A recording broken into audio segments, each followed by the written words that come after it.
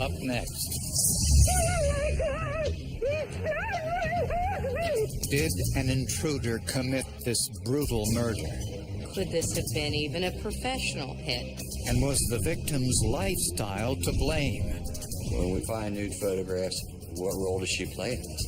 But the evidence points in a different direction. You weren't too smart, Bobby. You got murdered.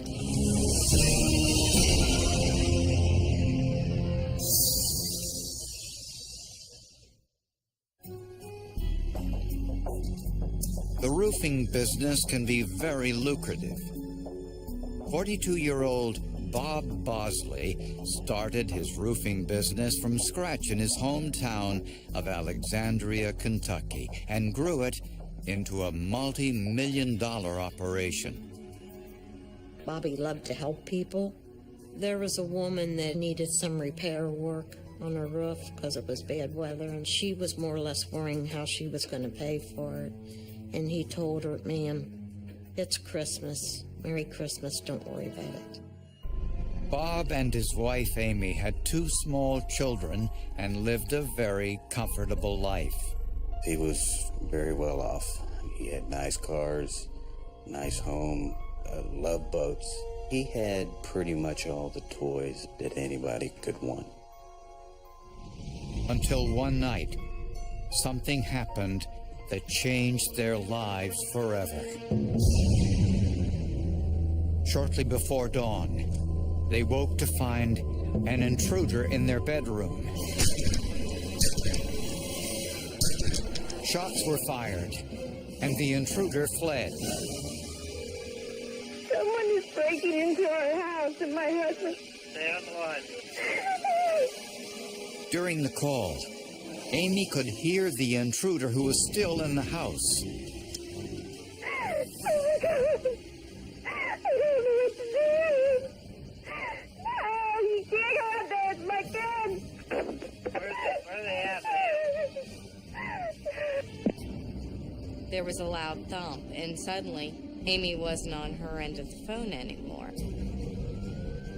The 911 operator called Amy back.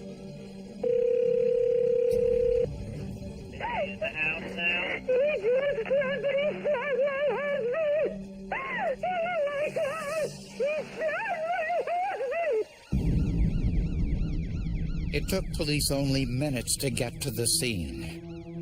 We found Bob Bosley face down on the mattress, his knees to the floor, kind of in a, I guess, a kneeling position, slumped over the bed.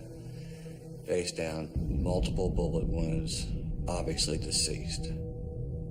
Amy's clothes were torn, and there were abrasions on her chest and behind her ear. The children were unharmed in their bedrooms. The most horrific part of this crime to me was the fact that it was committed when children were in the home. Amy described the assailant as a white male about 5 feet 6 inches tall, 170 pounds, with a stocking over his face. She also said he smelled of urine and had a speech impediment. The house appeared to be ransacked. There were kitchen cabinets open. There were pills that had been strewn all over in the bathroom. Police found evidence that the crime might have been drug-related. What caught my attention was the medicine. If someone is going to go through the medicine cabinet, they're obviously looking for drugs, some type of prescribed narcotic. On the bedroom floor were shell casings from a 9mm handgun. It appeared that the killer entered the house by breaking a window in the back door. We were looking for something that could have been used to break that window open. Then investigators found something intriguing. When we find nude photographs in a safe of a man who's married, he's now deceased, it's something we have to look at. Who is this person? Why does he have nude pictures of her in a safe? What role does she play in this? The photos gave investigators a whole new set of suspects. The only thing we've ruled out at this point is the wife. We believe that a subject entered the Bosley residence, was confronted by Mr. Bosley, shot Mr. Bosley, and then exited the residence. The biggest concern was that there was a murderer on the loose in our county, and we needed to react quickly and find out what happened and where this person might be to make sure that everybody else in our community was safe. Officials closed the elementary school nearby, and the K-9 unit tried to pick up the killer's scent. An autopsy revealed Bob had been shot 7 times, but only 2 shell casings were found in the bedroom. When somebody's shot 7 times and we only find 2 shell casings, there's only one explanation. Somebody picked up the shell casings. Even though the house had been ransacked, the motive didn't appear to be robbery. There was hundreds of dollars strewn across the floor that had been in a hat with a wallet. Amy Bosley told police she thought the killer might be one of Bob's clients or employees. There's times when Bob has disagreements with people. He's pretty nasty. And he's very in their face. You definitely know where he's thinking and what he thinks. He had a high turnover rate, so if someone was fired from his job, a disgruntled employee, that would be another area that we would have to check. Amy told police about an argument Bob had with his friend Noah Heim just 2 days before the murder. Noah owed Bob money. He gave him a check for he owed him, I think, over $1,000, and he only paid him $200 of it in big long note. Why he didn't know the rest of the money, I remember Bobby saying, "You keep around people, you ain't gonna have any friends left." Noah and Bob grew up together. Bob employed him as a contractor, and Noah served as best man at his wedding. When questioned by police, Noah Heim denied any involvement. He also had an alibi for the night of the murder. I'd like to get some closure, find out why this happened, why my best friend was murdered in the middle of the night. Investigators started to doubt whether the killer was someone from work. He would do anything to help somebody out. One of his workers would come up and say, "Hey, Robert, I'm a little low on money this week." And he would just pull out his wallet, pull out a couple $100 bills, and give it to him to pay back whenever he get a chance. Now investigators turned to the racy photographs they found in Bob's safe. Apparently, Bob Bosley worked hard and played hard. Boat parties on Lake Cumberland were his favorite escape, and he'd take friends, clients, and lots of young women. Was there nudity? Yeah. A lot of alcohol? Yeah. It was at one of these parties that Bob met Darla Cope, one of the women in the pictures. She was 10 years younger than Bob, and there were rumors they'd had an affair. Could there possibly have been a jealous husband? Could there have been an ex-boyfriend? Somebody who was not happy with Bob's involvement with someone in their life? But Darla told police she had an alibi for the night of the murder.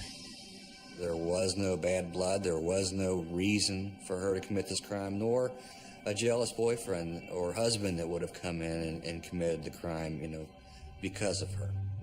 When questioned, Amy Bosley claimed that Bob did most of the partying. but the evidence contradicted that.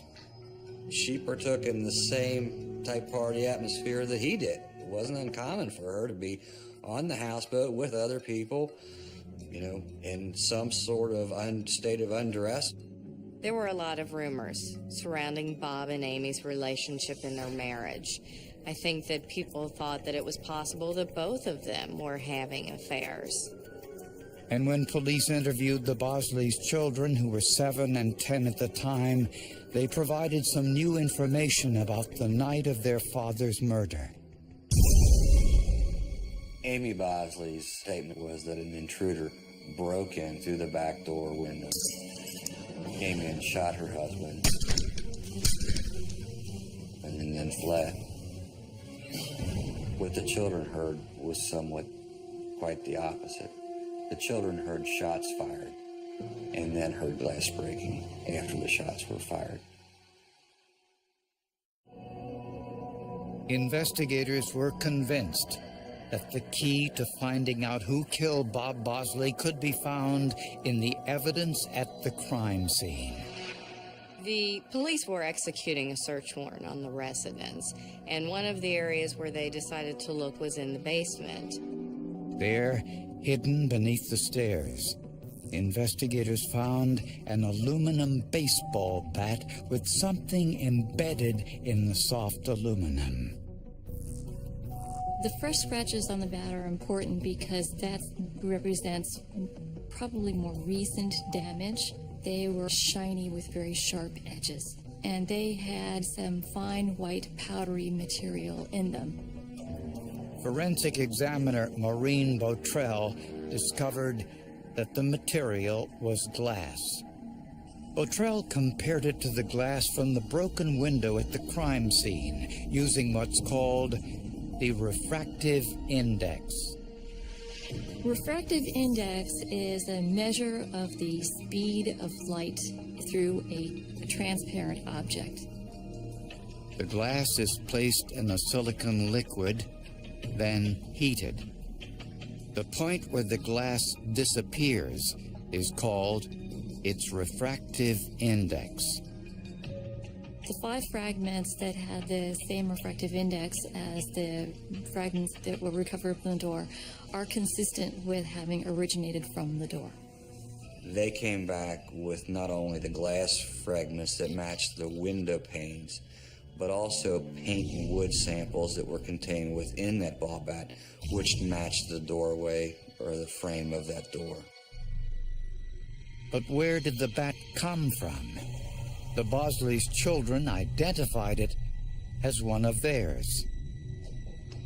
And it appeared that the glass was broken from inside the house, since most of the glass was outside the door. Investigators found something else hidden in the basement, of all places, inside the clothes washer. One of the officers found a towel that contained 4 shell casings, and it was rolled up and shoved to the bottom of a washing machine that was full of clothes and water. And I thought that we had just hit the pay dirt we were looking for in the case. The casings from the washing machine were compared to the casings found in the bedroom. I looked at the individual marks that these specimens had. I examined 6 cartridge cases, 4 from the washing machine, 2 from the bedroom.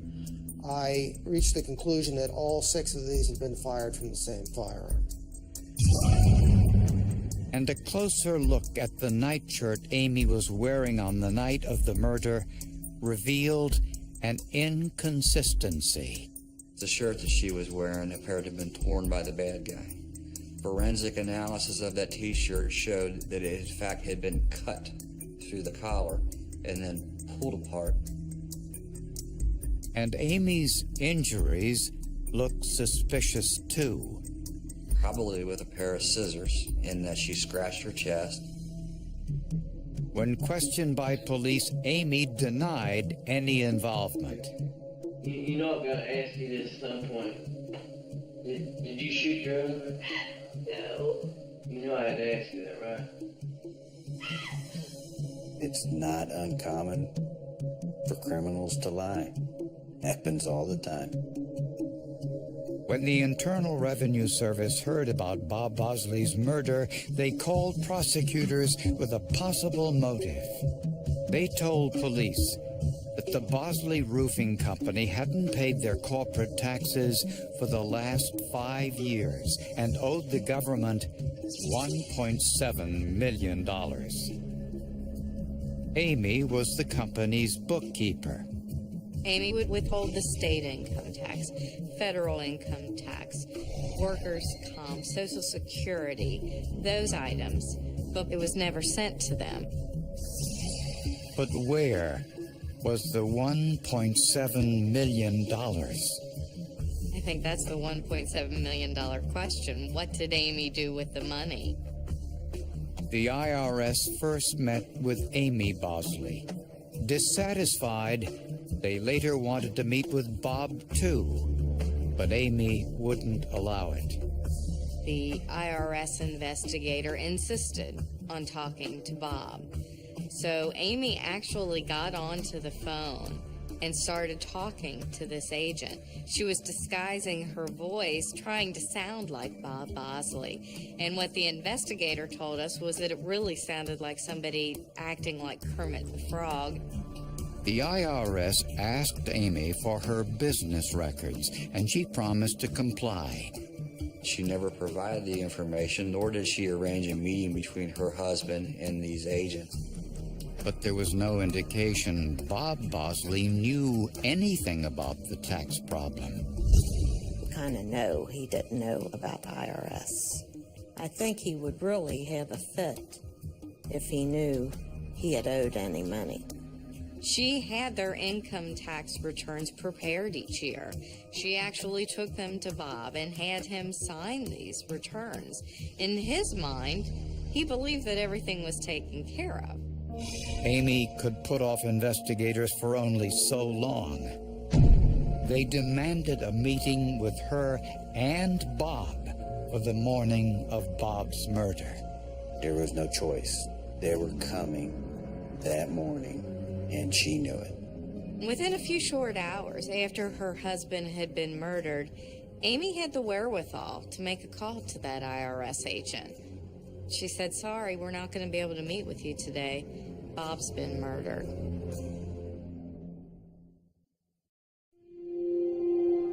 Investigators now believed that Amy Bosley murdered her husband because she didn't want him to find out she hadn't paid the income taxes for their roofing business for the last 5 years. This embezzlement had been going on for quite some time. The figure that we had received from the IRS was that the Bosleys had owed approximately $1.7 million in back taxes and federal liability. She didn't want to sit down with her husband and explain to him that the business you spent your entire life building,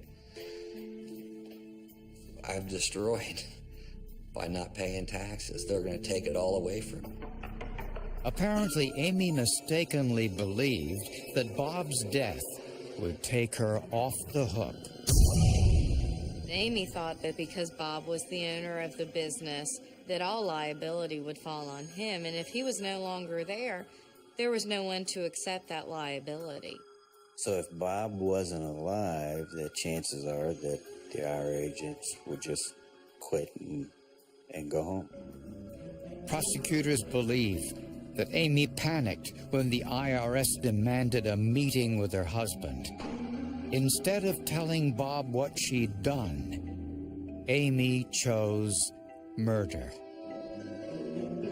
The night before the IRS meeting, Amy put the children to bed and waited for Bob to fall asleep. She took Bob's 9mm handgun and shot him.